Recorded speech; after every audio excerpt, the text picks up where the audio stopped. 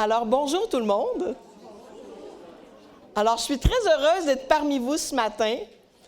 Comme vous pouvez voir, j'ai un petit accent quelque peu différent du vôtre. Quoique j'ai du sang suisse, puisque mon papa venait de la Suisse et qu'il est parti missionnaire au Québec. Donc, je suis à moitié suissesse, à moitié canadienne. Mais j'ai vécu au Canada, plus précisément au Québec, toute ma vie. Et avant de commencer, je vais me présenter un petit peu parce que je fais parfois référence à certaines choses que je vis. Puis c'est comme ça, mais vous me comprendrez peut-être un petit peu plus.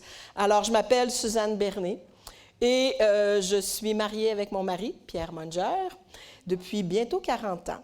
Nous avons 2 filles. Je vous parlerai probablement d'une de mes filles, Marie-Jade et Anne-Françoise, qui sont maintenant des adultes. Et je suis très heureuse d'avoir ces 2 merveilleuses filles-là dans ma vie. J'ai été enseignante et directrice d'école pendant 35 ans. Je suis maintenant à la retraite depuis 5 ans. J'ai 62 ans. Je vois des gens qui se posent la question. Et depuis plus de 20 ans, on est aussi directeur d'un camp de vacances qui s'appelle le Camp Brochet, qui est un camp axé sur l'évangélisation, où on reçoit, oui, de la clientèle chrétienne, mais tout autant de clientèle qui ne viennent pas de familles chrétiennes. Alors, j'ai le privilège de travailler auprès de ces enfants-là et aussi de travailler avec une équipe, un personnel. Cette année, on avait 126 personnes qui sont venues travailler dans le courant de l'été avec nous. Alors, je travaille beaucoup aussi avec des jeunes. Et, bon, avec les jeunes, avec les enfants, on est aussi très impliqués à notre église, qui s'appelle l'Église évangélique de Chicoutimi. Donc, on est à 200 km environ de Québec, au nord de Québec. Et c'est ça, donc je travaille aussi, je suis impliquée, je m'occupe de l'école du dimanche. On a 70 enfants dans notre église, donc il y a beaucoup d'enfants, je m'occupe d'eux. Donc, je suis entourée d'enfants, de jeunes adultes. Je travaille aussi avec des personnes, les nouveaux arrivants au Québec, avec les femmes qui se joignent à notre église. Donc, je travaille avec différentes personnes. C'est un privilège immense. Et quand Elda a communiqué avec moi, c'était le printemps passé, puis on se connaissait déjà par d'autres voyages qu'on a fait ici. Puis elle me dit, il y a une conférence pour femmes, puis aimerais-tu venir conférencière? Puis là, bon, il n'y avait pas nécessairement de sujet précis, mais elle m'a dit, dans le comité, on a eu le mot transmission en tête. Après, elle m'a parlé aussi d'influence. C'était les mots à dire pour me convaincre de venir. Mis à part le mot « enfant », peut-être que c'est les mots qui étaient les plus susceptibles de me convaincre de venir. Parce que je travaille beaucoup avec des générations plus jeunes que moi et avec des plus vieux aussi, parce qu'on peut aussi avoir un impact dans la vie des plus vieux. Mais le Seigneur a mis dans mon cœur ce désir-là, il y a plusieurs années, d'avoir un impact positif dans la vie des gens. Et de me demander souvent, quand je vois des gens dire « quel impact je peux avoir dans la vie de ces gens-là? » Alors oui, on est tous des gens qui influencent les autres. Veut pas, en côtoyant des gens, on les influence. Mais on peut aussi être des influenceurs un peu plus intentionnels. Et c'est ce désir-là que j'ai eu. Dans mon travail en tant qu'enseignante, je ne pouvais pas parler de Dieu avec mes élèves. C'était impossible pour moi de leur dire, interdit de leur dire que je croyais en Dieu puis que c'était ce qu'il y avait de plus important dans ma vie. Mais j'ai toujours essayé de trouver des façons de leur démontrer, d'être, comme Elda nous le disait, d'être un miroir qui reflète Dieu. Et entre autres, dans l'amour que j'avais pour eux. Il y a souvent des enfants un peu plus difficiles dans le milieu scolaire, des enfants que les autres enseignantes disaient toujours « Ah, j'espère qu'il ne sera pas dans ma classe, lui! » Est-ce que ça va le micro? Ça va le micro? OK. Alors, j'espère qu'il ne sera pas dans ma classe. Bien, moi, j'allais plutôt voir la directrice d'école pour dire « J'aimerais l'avoir, celui-là. » Parce que je savais que Dieu était capable de me donner de l'amour pour des enfants qui étaient peut-être un peu moins aimables. Et effectivement, à chaque fois, je n'ai pas été déçue par Dieu. Il m'a donné de l'amour pour ces enfants-là. Puis, j'ai pu, même si je ne pouvais pas leur dire que je croyais en Dieu, je pense que j'ai pu leur témoigner de l'amour de Dieu. J'avais toujours une thématique aussi avec mes élèves qui parlait de l'univers, des planètes. Puis je me disais, il faut qu'à travers ça, je leur montre qu'il y a un créateur. Même si je ne peux pas leur dire qu'il y a un créateur, mais comment je peux présenter ces choses-là pour qu'ils se disent, ouais, il y a quelqu'un d'intelligent en arrière de ça qui a créé ça, c'est tellement grandiose, tellement fantastique. Fait que j'ai toujours, bien pas toujours, mais depuis de nombreuses années, ce désir-là de dire, il faut que j'aille un impact, faut que j'aille un impact positif, que j'influence positivement les gens qui m'entourent. Et je prie pour ça, et je travaille pour ça. Alors, Elda m'a convaincue en me parlant de transmission, impact, influence. Donc, je suis ici aujourd'hui. Alors, je vous souhaite à toutes une agréable journée et j'espère que ce que je vais dire va avoir aussi un impact dans votre vie. Je veux mettre au clair quelque chose. Si je désire avoir un impact et influencer les autres, ce n'est pas parce que je pense que je suis meilleure que les autres. Aucunement. Je ne suis pas meilleure que les autres. Je suis quelqu'un qui a ses faiblesses. Je suis quelqu'un qui a ses défis. Et on va parler de ça tout à l'heure, du fait qu'on n'a pas besoin d'être parfait pour influencer. Alors, c'est très humblement que je vais vous présenter qu'est-ce que le Seigneur a mis sur mon cœur ce matin. Et on a mis comme titre « Douce influence, puissant impact ». Je préfère le mot « influence » que le mot « transmission ». Parce que la transmission, je vais transmettre des connaissances. Je peux vous transmettre quelque chose, je peux vous transmettre un livre que j'ai, mais la transmission, c'est on donne quelque chose à quelqu'un qu'on a, mais je trouve que l'influence, c'est encore quelque chose qui est plus grand. Et la transmission fait partie de l'influence. Et je me suis demandé, mais ça veut dire quoi influencer? Puis en tant que bonne enseignante, je vous ai mis une définition. J'ai toujours aimé enseigner le français. Alors, l'influence, c'est la capacité qu'a une personne à orienter, modifier, guider les pensées, les émotions et les comportements d'une autre personne, que ce soit par ses paroles, ses actions ou simplement son exemple. Alors, modifier, orienter, guider les pensées, les émotions, les comportements. Parfois, c'est volontaire. Parfois, c'est involontaire.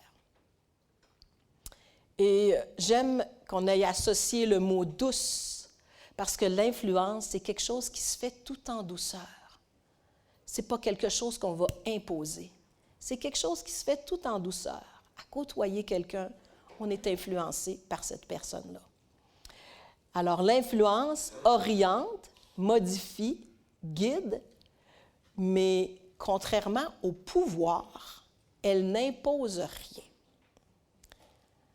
Je vous ai mis une petite analogie en vous montrant que l'influence, c'est comme un vent. Je ne parle pas d'une tornade, je parle d'un petit vent qui souffle. Tandis que le pouvoir, c'est plus comme un mur de briques.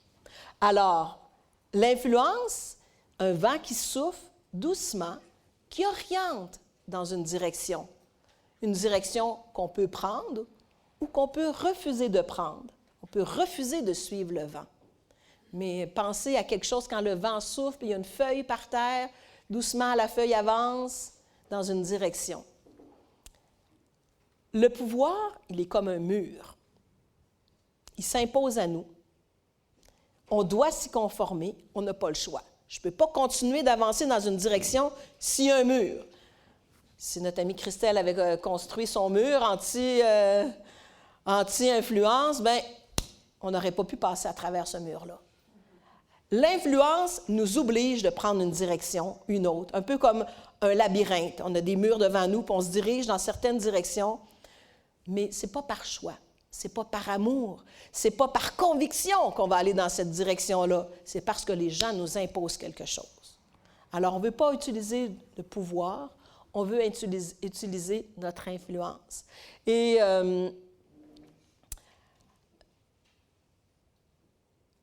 le pouvoir, je le trouve dangereux parce qu'il ne met pas l'accent sur des bonnes motivations. Il laisse sous-entendre que tu dois faire ça, tu dois faire ça. On ne fait pas les choses par amour, on ne les fait pas par désir, on les fait parce qu'on se sent obligé, et on les fait peut-être parfois dans le monde spirituel parce qu'on pense qu'on doit faire quelque chose pour gagner l'amour de Dieu. Puis ça, ce n'est pas le cas. On n'a rien à faire pour gagner l'amour de Dieu. Et Jésus, il n'a pas utilisé le pouvoir.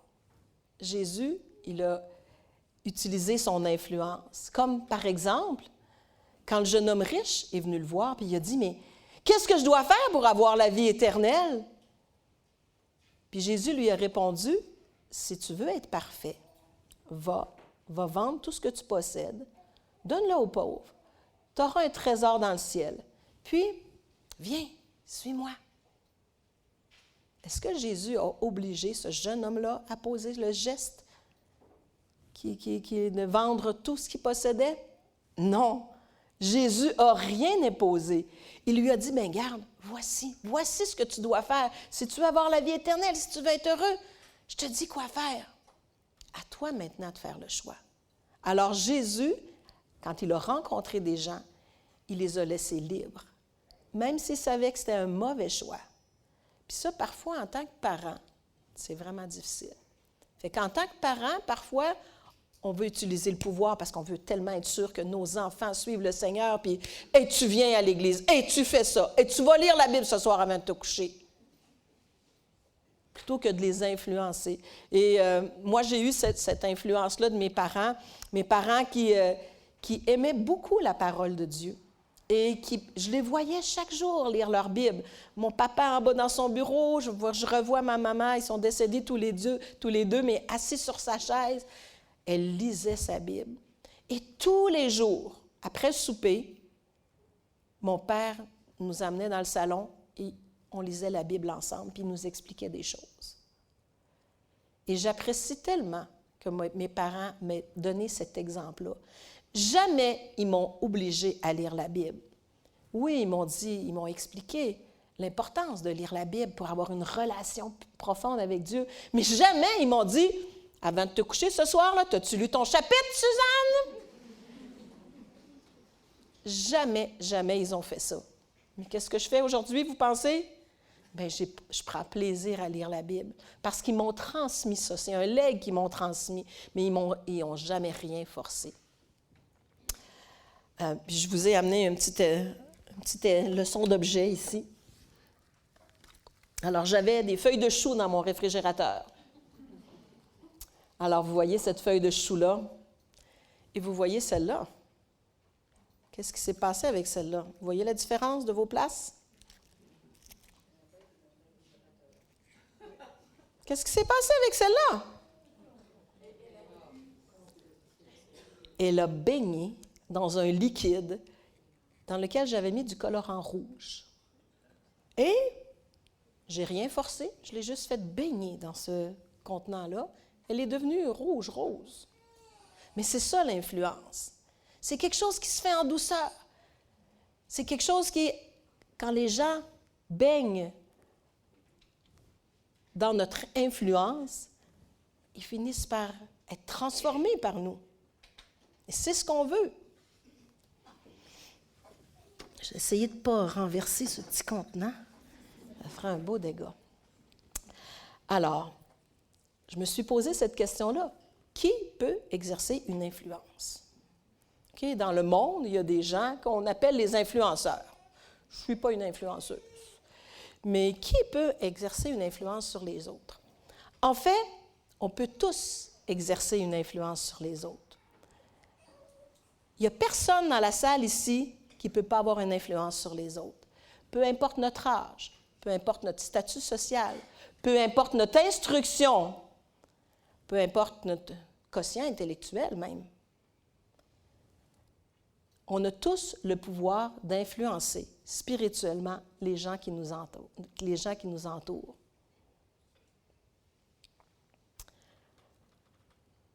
Abraham Lincoln a dit « Dieu aime les gens ordinaires ». Il en a fait tellement. Moi, personnellement, je suis quelqu'un de très ordinaire.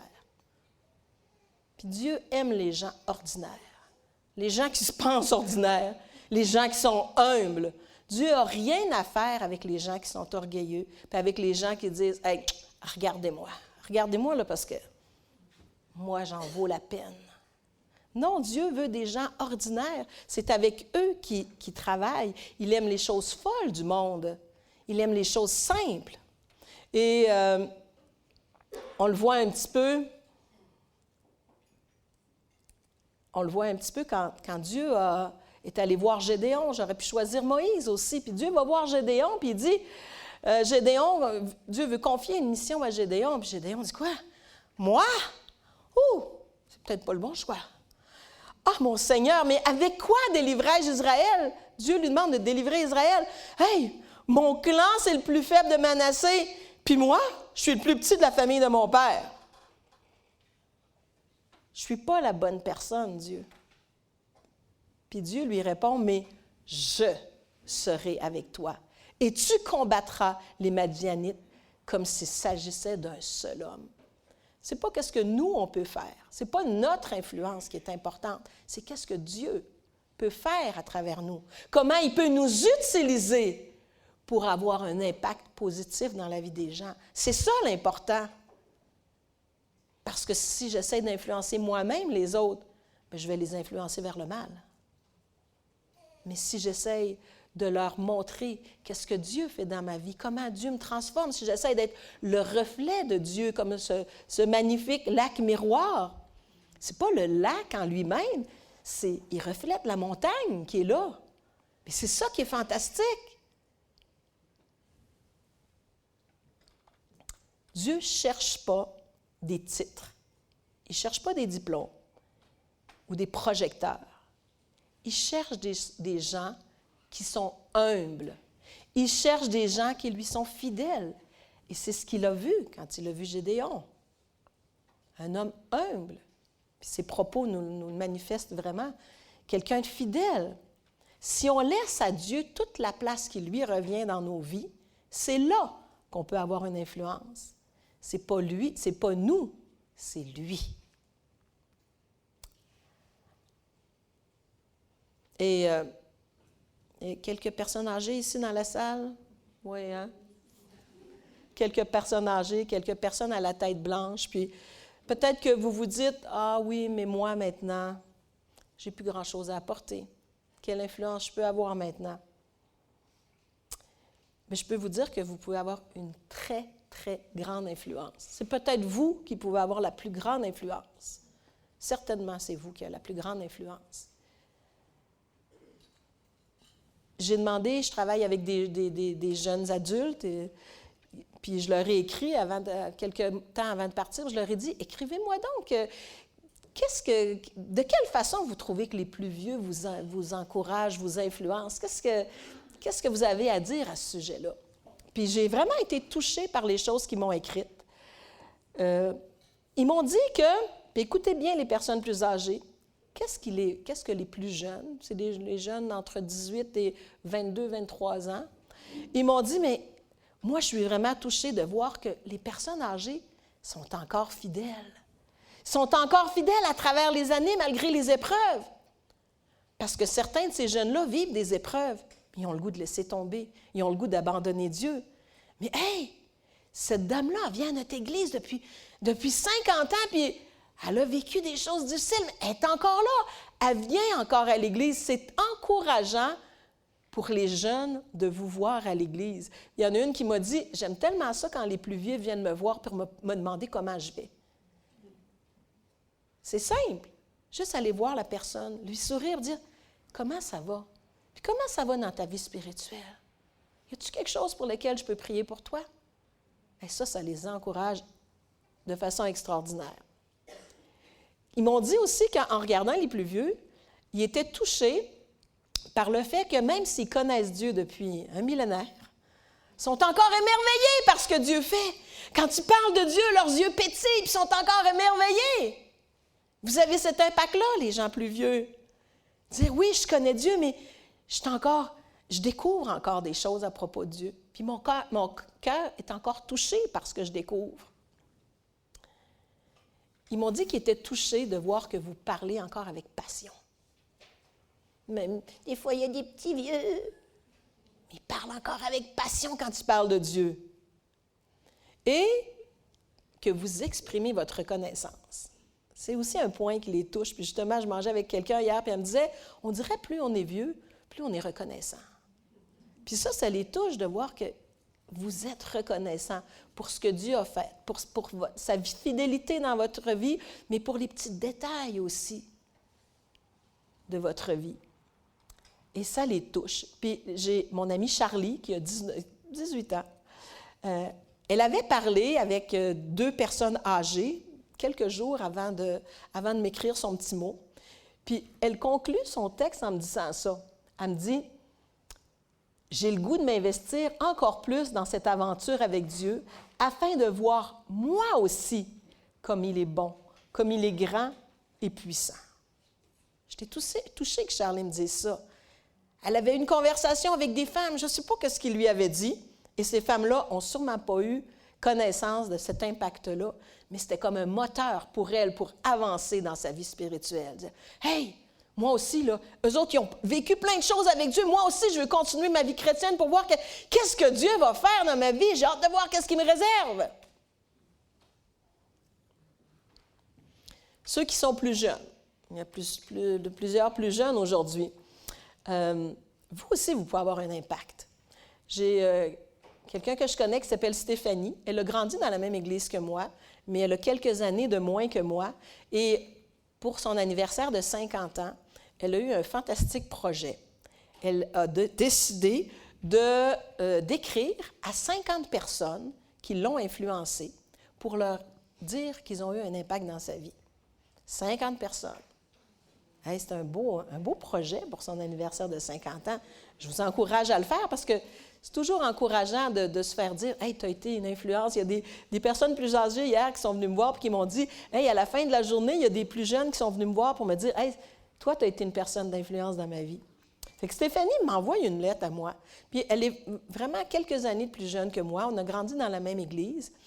Puis elle m'explique que je suis une des personnes qui a eu cet impact-là dans sa vie quand on était adolescente. Pourtant, je n'ai pas été l'adolescente la plus... avec toujours le meilleur exemple, mais j'étais quand même adolescente, j'avais déjà pris cette décision-là de suivre Dieu et je voulais déjà le servir. J'ai commencé à le servir assez jeune à l'école du dimanche, justement au Camp Brochet, à l'âge de 16 ans. J'avais même été sa monitrice.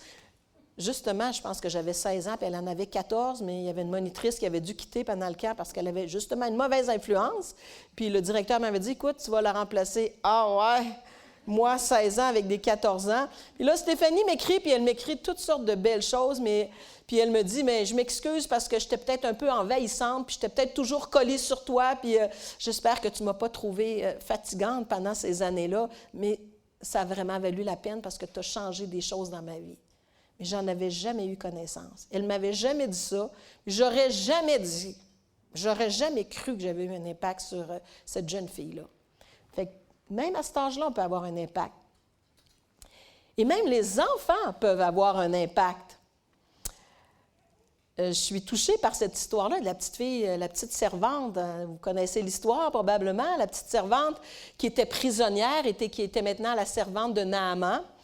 Puis, elle était dans un pays étranger, elle était loin de sa famille, on ne sait même pas son nom, elle était dans un pays qui parlait une autre langue, elle était complètement déboussolée, mais elle avait encore un amour pour Dieu, parce que ses parents lui avaient transmis cet amour-là probablement. Elle avait un amour pour Dieu, puis elle avait un amour pour le prochain. Fait que quand elle a vu que son maître, Naaman, était malade, elle ne s'est pas dit, bon, ben, tant mieux, il mourra. C'est mon maître. Il me fait, il m'a enlevé de mon pays. On s'en débarrasse. Non. Elle a eu de l'amour pour lui, puis elle est allée le voir, puis elle lui a dit, hey, si seulement mon Seigneur pouvait voir le prophète qui se trouve à Samarie, il le guérirait de sa lèpre. Elle ne voulait pas qu'il meure. Elle voulait qu'il soit guéri. Et Naaman a suivi le conseil de cette petite fille-là. Il est allé en Samarie. Et après avoir été guéri, qu'est-ce qu'il dit? Je reconnais qu'il n'y a aucun Dieu sur terre, sur toute la terre, sauf en Israël. Cette petite fille-là a fait que Naaman a découvert notre grand Dieu. trouve ça extraordinaire. J'ai quelques histoires d'enfants qui sont venus au Camp Brochet, qui ne venaient pas de famille chrétienne. Je pense à un petit garçon, entre autres, il avait peut-être 12 ans quand il est venu au Camp Brochet. Il ne venait pas d'une famille chrétienne. Je ne me rappelle pas qui l'avait invité, mais il a compris des choses spirituellement. Il est retourné chez eux. Et qu'est-ce qu'il a fait? Il en a parlé à sa maman. C'était une maman monoparentale. Il en a parlé à sa maman. Qu'est-ce qui s'est passé? Elle est devenue chrétienne. Ce petit garçon-là, ce jeune homme-là, qui ne venait pas de famille chrétienne, qui savait très peu de choses sur Dieu, a parlé à sa maman, qui s'est convertie. Elle a pris contact avec des chrétiens. Elle s'est convertie. Elle suit le Seigneur. Fait que peu importe notre âge, qu'on soit vieux, qu'on soit d'âge moyen, qu'on soit jeune, on a tous cette capacité-là d'influencer pour le bien. Ne sous-estimez donc pas votre capacité à influencer les autres. Qui que vous soyez, vous avez ce pouvoir de les influencer. Et si vous le faites volontairement, si c'est quelque chose dont vous êtes conscient, bien, vous allez le faire, je pense, encore avec plus de puissance. Mais pourquoi vouloir devenir un influenceur? À notre époque, beaucoup de gens veulent être des influenceurs. Hein? C'est très populaire être un influenceur. Wow! Les influenceurs! Je connais quelqu'un qui a un petit-fils de 13 ans, puis dernièrement, elle l'a invité à dîner chez elle, puis elle lui a dit « Hey, mon petit garçon, qu'est-ce que tu veux faire quand tu vas être plus vieux? » Il a nommé différentes choses, mais entre autres, il a dit hey, « J'aimerais ça être un sportif professionnel ou un influenceur. » À ma connaissance, il ne fait aucun sport. Mais qu'est-ce qu'il traduisait avec son choix de métier, de profession pour plus tard? C'est qu'il avait le goût d'être reconnu. Il avait le goût d'être populaire, d'être vu, d'être admiré par les autres. Il avait ce désir-là. Il voit des influenceurs, il suit des influenceurs et il dit « Hey, moi, j'ai le goût d'être comme lui. » Alors, les influenceurs, ils désirent être vus, ils désirent être écoutés, ils désirent être reconnus et ils désirent aussi être riches. Et connaissez-vous cette influenceuse-là? Hier, personne ne la connaissait. Christina Bazan. Non? Je ne la connais pas non plus. Je me suis dit, je vais prendre une influenceuse suisse. Les gens vont avoir plus de chances de la connaître. Mais même avec hier, je me disais, bon, il y a beaucoup de vieilles personnes ici. Je comprends qu'ils ne suivent pas les influenceuses. Mais là, il y a des jeunes. Mais je suis très contente que vous ne la connaissez pas. Parce qu'elle ne vous influencerait pas nécessairement vers le bien. Alors, mais Christina Bazan, c'est une influence, elle vient de la Biélorussie, mais elle habite présentement dans le canton de Vaud. C'est peut-être votre voisine. Vous ne le savez pas. Vous ne savez pas que vous avez quelqu'un d'aussi populaire dans votre entourage. Et elle parle de mode, elle parle de beauté, de musique, de voyage, le grand luxe, quoi. Puis elle influence des gens. Elle influence tellement de monde qu'elle a 2,4 millions de followers sur Instagram. Ça fait du monde, ça, 2,4 millions. C'est rien. Elle en a 33 millions d'abonnés sur YouTube. Vous la connaissez pas, vous êtes certain? Elle a 1,8 million de likes sur Facebook. Alors ça, c'est une influenceuse. Et les jeunes Suisses comme les jeunes Canadiens aiment beaucoup suivre les influenceurs. Je vous mets en garde. Si vous suivez des influenceurs, demandez-vous, est-ce qu'ils m'influencent vers quelque chose qui est positif? Ou est-ce qu'ils ne m'influencent pas vers quelque chose qui est positif? Mais notre objectif en tant que chrétien est complètement différent que ces influenceurs-là. Quand je vous parle d'être un influenceur, j'espère que vous n'avez pas ça en tête. Ce n'est pas de ça que je parle. Ce qu'on veut, bien, ce qu'eux veulent, c'est attirer les regards vers eux à travers des choses futiles, à travers des choses généralement très, très éphémères. Puis leur objectif, c'est rarement le bien-être de leurs followers. Ils cherchent quelque chose pour eux-mêmes. Et Matthieu 6 nous met en garde contre les gens qui font des choses pour être vus. Il les condamne. On ne veut pas faire des choses pour être vus. Ce n'est pas ce que Dieu veut pour nous. Dans Matthieu 6, Jésus dit, « Gardez-vous de faire des dons devant les hommes pour qu'ils vous regardent. » Hey, avez-vous vu les dons que j'ai faits cette semaine? Lorsque tu pries, ne sois pas comme les hypocrites qui aiment prier debout dans les synagogues, au coin des rues, pour être vus des hommes. Avez-vous entendu ma prière? Mais toi, quand tu jeûnes, parfume ta tête, lave ton visage, afin de ne même pas montrer aux gens que tu es en train de jeûner. Jamais, jamais, jamais, on doit faire les choses pour attirer les regards sur nous. Ça n'en vaut pas la peine. J'espère que ce que je vais vous dire aujourd'hui ne va pas attirer les regards sur moi. Ça n'en vaut pas la peine. Je suis comme vous. Mon cœur est teinté de péché. Ce que je veux et ce qu'on devrait faire, c'est d'attirer les regards vers lui. Parce que lui, il en vaut la peine. Alors, on est des influenceurs totalement différents des influenceurs du monde. Alors, pourquoi vouloir devenir influenceur?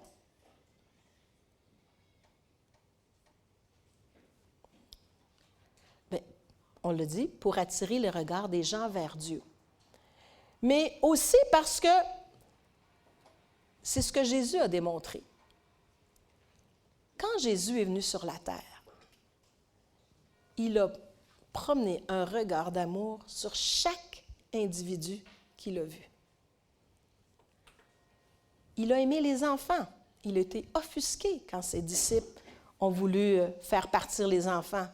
Vos enfants sont précieux aux yeux de Dieu.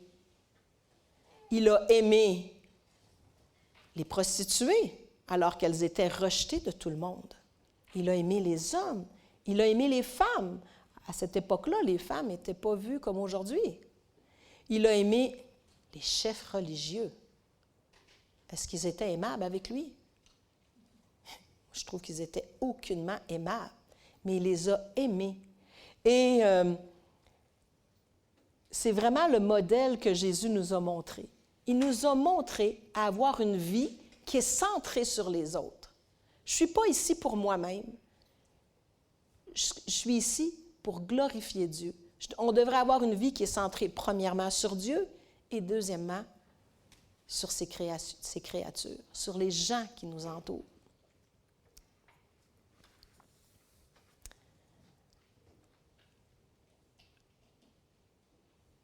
Ensuite, une autre raison pourquoi moi j'ai le goût d'être une influenceuse, c'est parce que c'est ce que Jésus nous demande. Jésus nous demande d'être le sel de la terre et d'être la lumière du monde. Quel exemple fantastique! 2 belles leçons d'objets. Alors, dans le Sermon sur la montagne, il a dit « Vous êtes le sel de la terre, vous êtes la lumière du monde. » J'ai coupé quelques versets. « Que de la même manière, votre lumière brille devant les hommes, afin qu'ils voient votre belle manière d'agir, et qu'ainsi, qu'est-ce que ça les conduit à faire? Pas à dire « Wow, vous êtes fantastique », mais ça les amène à célébrer la gloire de votre Père céleste. Le sel de la terre. Le sel n'est pas là pour se donner de la saveur à lui-même. Hein? Le sel, il est là pour donner de la saveur à l'aliment qui l'accompagne. La lumière n'est pas là pour s'éclairer elle-même. Les faisceaux de lumière sont là pour être dirigés sur un objet ou sur une personne et éclairer cet objet ou cette personne-là. Et c'est ça qu'on est appelé à faire, donner le goût aux gens, leur faire voir à travers notre vie, leur faire voir qui est Dieu, leur faire voir comme il est extraordinaire, comme il est bon, comme il est grand, comme il est rempli d'amour.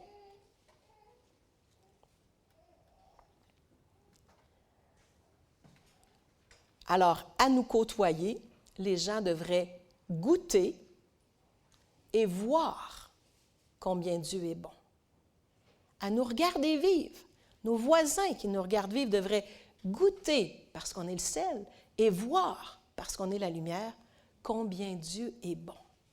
Ils doivent voir qu'on a quelque chose de différent, quelque chose qu'eux n'ont pas.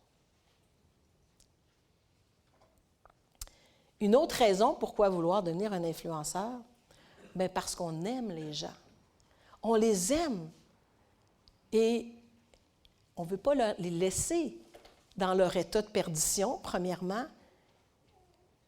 On ne veut pas les laisser dans une vie, vivre une vie qui n'en vaut pas la peine.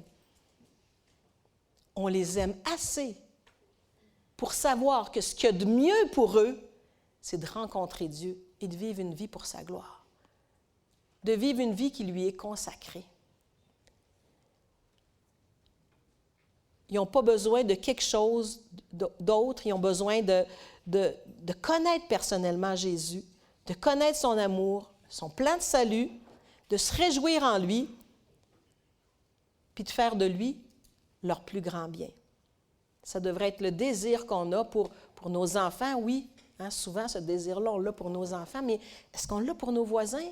Est-ce qu'on l'a pour nos collègues de travail? Est-ce que nos collègues de travail savent même qu'on est chrétien? Est-ce qu'on brille pour Jésus devant eux? Pour tous les gens qui nous entourent, on devrait avoir ce désir-là, les aimer tellement qu'on a le goût de partager notre foi. Souvent, quand la première journée, quand les enfants arrivent au camp, j'aime ça les regarder puis d'avoir cette pensée-là dans ma tête. Dire, « Hey, toi, il faut que tu apprennes à connaître Dieu. Je t'aime, puis je veux que tu apprennes à connaître Dieu. Ça peut transformer ta vie. Si je fais rien, peut-être que toi, tu es en direction directe vers l'enfer, séparé de Dieu pour l'éternité. Fait que je veux te partager l'Évangile. » Et une autre chose, pourquoi on devrait avoir le désir de devenir un influenceur, c'est parce que si ce n'est pas nous qui les influence, quelqu'un d'autre va les influencer. On est tous influencés par des gens. Et si nous, les chrétiens, on ne joue pas ce rôle-là d'influenceur, bien, quelqu'un d'autre va le faire. Et dans la société où on est, qui va les influencer? Mais justement, la société, les réseaux sociaux, hein, ils passent des heures et des heures sur les réseaux sociaux, les voisins, leurs amis, leurs enseignants qui peuvent leur apprendre beaucoup de choses très bien, les enseignants, mais n'ont pas toujours des valeurs extraordinaires. Fait que si nous, on ne le fait pas, quelqu'un d'autre va le faire. Et c'est de voir, on dirait qu'il me manque des choses aujourd'hui.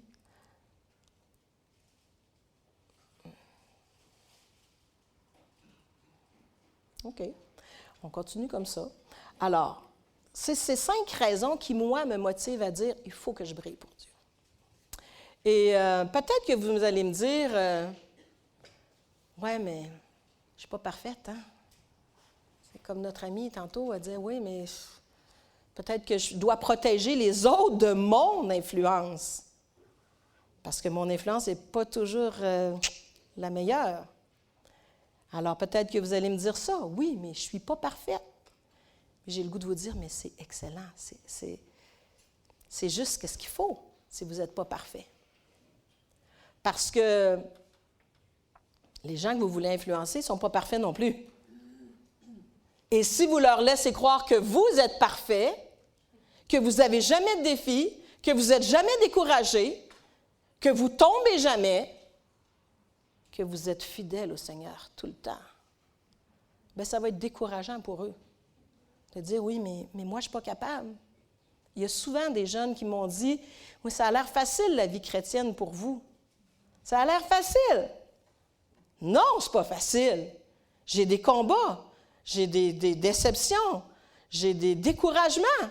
Et il faut que les gens qui soient autour de nous le sachent puis le voient. C'est une des façons pour lesquelles on peut les influencer, dire, oui, je suis tombée, mais regarde, je me suis relevée, j'ai demandé pardon.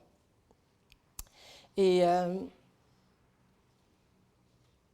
c'est un petit peu le problème face aux influenceurs. Quand on suit des influenceurs, ben, Ils ne prennent pas de photos d'eux le matin en se levant alors qu'ils ont les cheveux tout ébourifflés puis qu'ils ne sont pas maquillés. Puis, non, non. Hein, les influenceurs veulent montrer la perfection.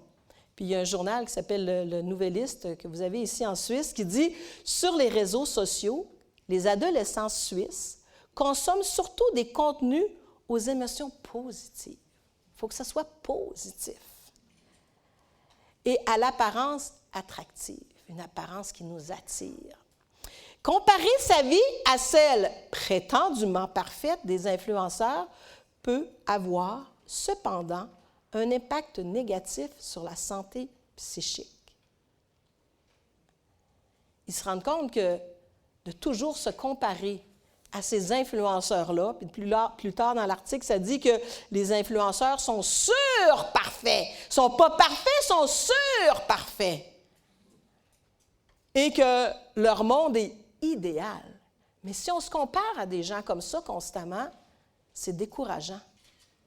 Et ça peut affecter le mental. Ils se rendent compte que les jeunes qui consomment beaucoup, là, qui sont souvent vers les influenceurs, ils sont affectés par ça. Leur estime d'eux-mêmes n'est pas bonne. Ils se comparent à la perfection. Nos jeunes chrétiens, les jeunes qui nous entourent, doivent se comparer à des gens qui ont des luttes, qui ont des combats, qui ne sont pas parfaits, qui sont aussi des pécheurs, tout comme eux. Alors, c'est excellent si vous n'êtes pas parfait. Vous êtes les candidats idéaux. Vous avez le profil de l'emploi, mesdames. À moins qu'il y ait quelqu'un de parfait dans la salle, puis je ne sache pas. Non? OK. Il y a des gens que je connais ici que je dirais qui frôlent la perfection. Mais ce n'est pas le cas encore. Personnellement, le personnage biblique qui a le plus d'impact dans ma vie, mon personnage préféré, je pense que je ne suis pas le seul à avoir ce personnage préféré-là, c'est David. J'aime énormément le personnage de David. C'est un personnage très, très important dans la Bible. C'est le personnage, après Jésus, dont on parle le plus. Si je ne me trompe pas, il y a 66 livres de la Bible qui racontent son histoire. Il a écrit, on lui attribue la moitié des psaumes. C'est un homme. À 2 reprises, on dit un homme selon le cœur de Dieu. Wow! Et j'aimerais qu'on puisse dire ça seul de moi. 2 reprises, un homme selon le cœur de Dieu. Wow!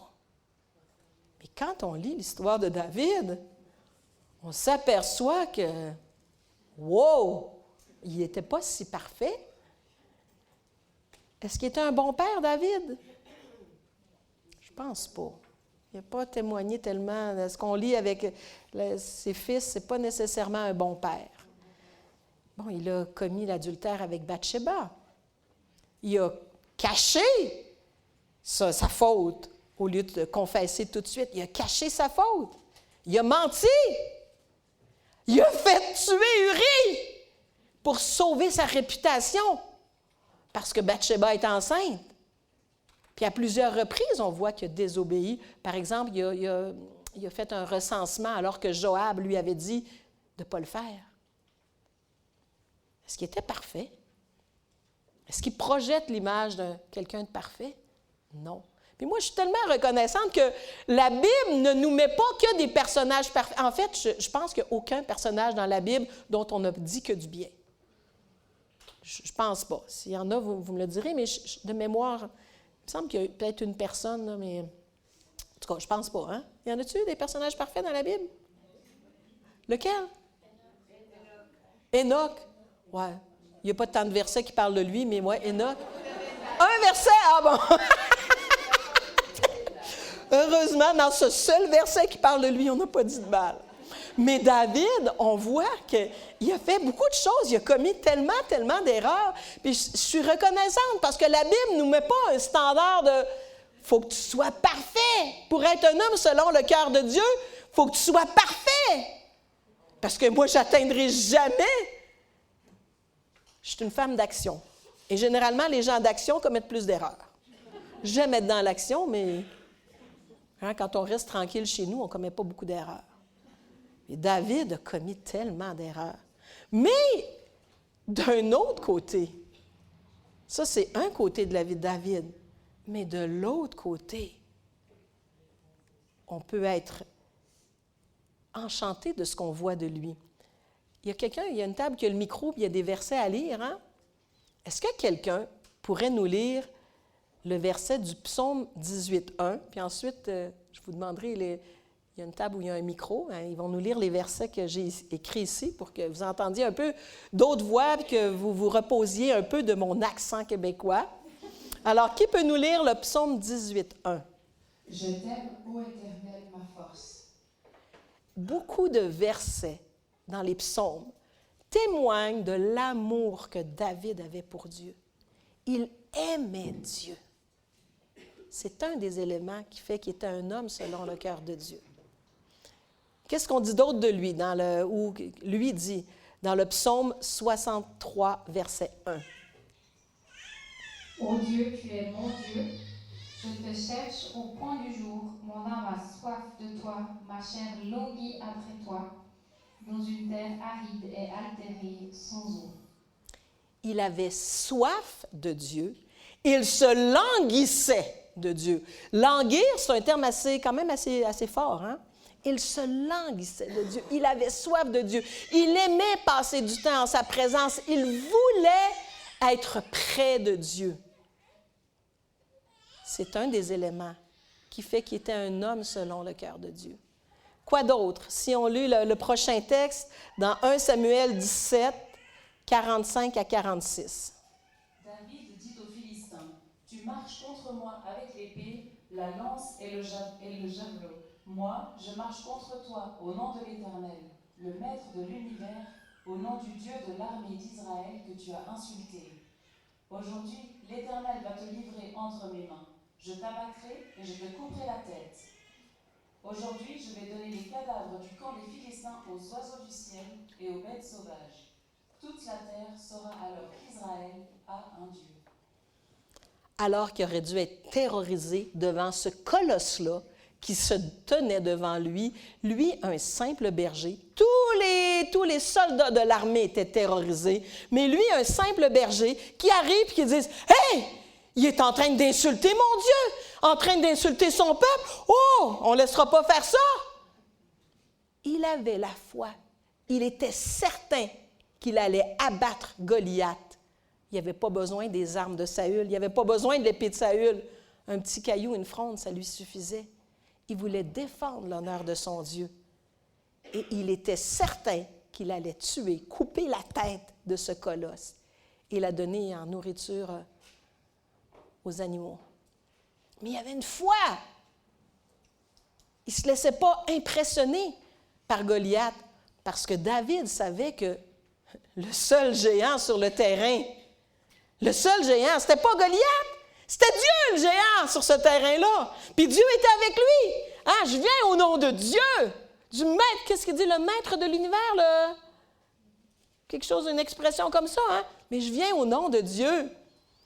Tu ne me fais pas peur, espèce de nain, minus. Il avait une foi en Dieu extraordinaire. C'est une des choses qui faisait qu'il était un homme selon le cœur de Dieu. J'ai mis autre chose, je pense. OK, oui, dans le psaume 119, versets 24 et verset 97. On n'ira pas jusqu'à 97, on pourrait tous les lire parce que c'est un psaume extraordinaire. On va se contenter de ces deux versets-là. Tes instructions font mon plaisir, ce sont mes conseillères. Combien j'aime ta loi, je la médite toute la journée. Il aimait la loi de Dieu. Dans le psaume 119, ça dit que la loi de Dieu, c'est un trésor plus précieux que n'importe quoi d'autre. Il dévorait la loi de Dieu. Nous, on a le privilège d'avoir la Bible entière, sa parole entière. En combien de copies dans nos maisons? Est-ce qu'on dévore ce livre-là? Est-ce qu'on dévore la parole de Dieu? Est-ce qu'on apprécie les moments où on peut lire la parole de Dieu? Et je sais très bien qu'en tant que maman, c'est parfois très difficile d'avoir un temps pour s'asseoir tranquille puis dire « OK, là, j'oublie tout ce qui est autour de moi puis je lis ma Bible. » Très difficile. Je le sais. Et quand j'étais maman aussi, puis même encore maintenant, dans le brouhaha de toutes les activités, j'ai de la misère à des fois à prendre ce temps. Mais je veux avoir cette relation avec Dieu. Fait que je me dis, OK, Quand je suis seule dans ma voiture, je parle à Dieu.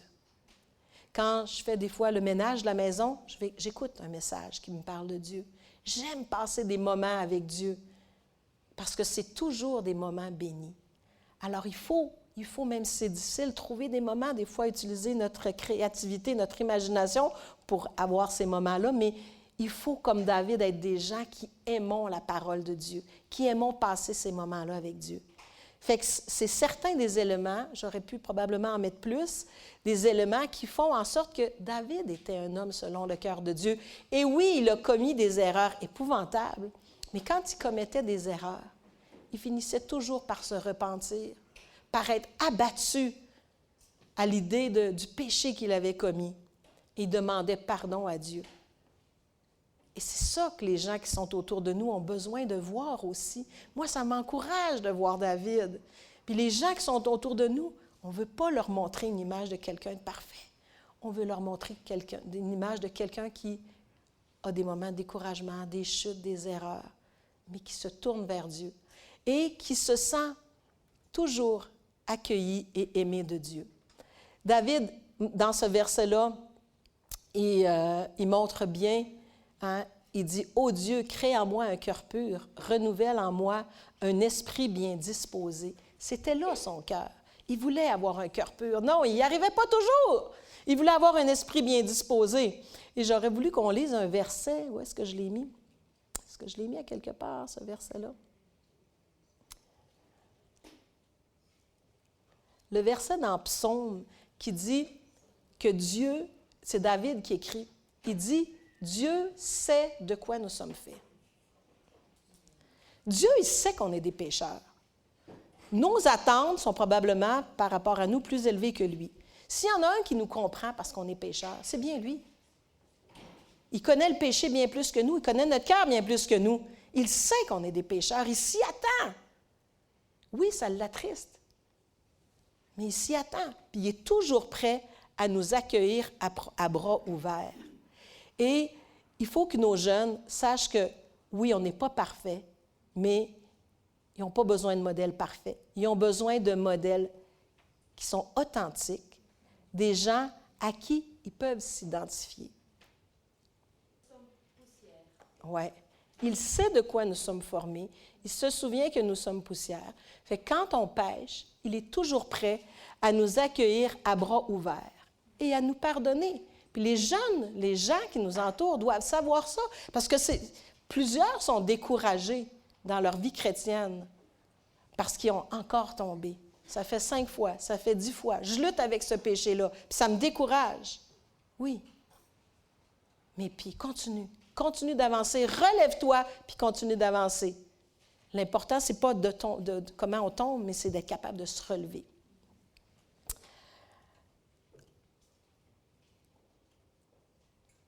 Mais comment devenir un bon influenceur? Alors, on veut être des influenceurs, on veut être des bons influenceurs. Et j'aimerais vous présenter quelqu'un qui a été un influenceur pour moi.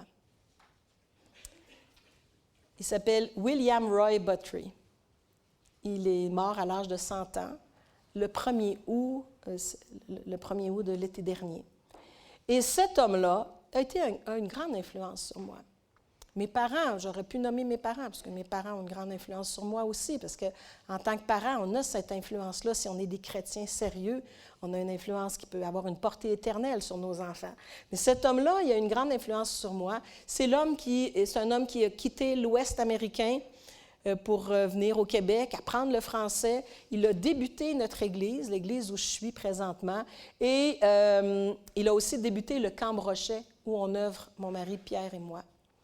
Et j'ai commencé à travailler avec lui à l'âge de 16 ans. Je peux vous dire qu'à l'âge de 16 ans, c'est un homme très exigeant et perfectionniste. Il aurait pu être un Suisse, je pense. Pour moi, il devait avoir du sang suisse à quelque part. Et il était très exigeant. Puis je me rappelle qu'à l'âge de 16 ans, je trouvais qu'il exagérait. Il nous faisait travailler. Il était très sérieux. Il était prêt à faire beaucoup de sacrifices. Il voulait vraiment servir Dieu. Et je le trouvais décourageant, mais plus tard, en grandissant moi-même spirituellement, j'ai compris ses motivations. Et il m'a influencée parce que c'était un homme qui aimait profondément Dieu et qui le servait avec ferveur. Chantal, tu l'as connu? Es-tu d'accord avec moi? Oui. Chantal a grandi dans la même église où je vais.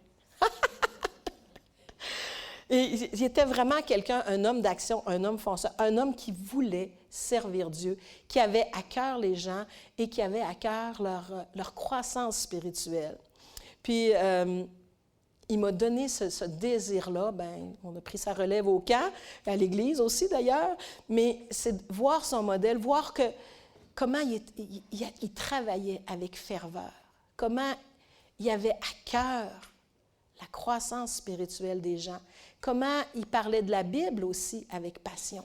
Il était passionné, entre autres, des différentes époques, puis de l'Apocalypse et tout ça, puis il nous parlait de ça avec passion.